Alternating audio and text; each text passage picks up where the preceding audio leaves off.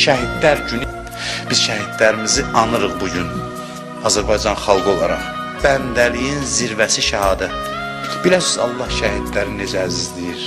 Onda şəhid ailələri, qəmləri azalar, ürəklərinə sevinc gələr. Şəhid anaları bizə baxır, ataları bizə baxır, bilirəm.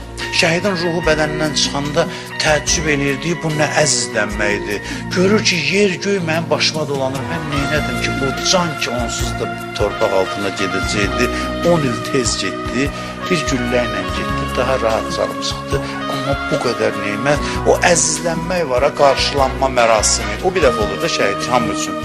Cənnətdə həmişə qalacaq, şəhidin neyməti çoxdur, amma o qarşılanma mərasimi, o əzizlənmək, təzdən yaşamaq üçün bir də istəyirəm, canım çıxanda ki, görüm, mələklər çıxdı, biz bilmirik də nədir o.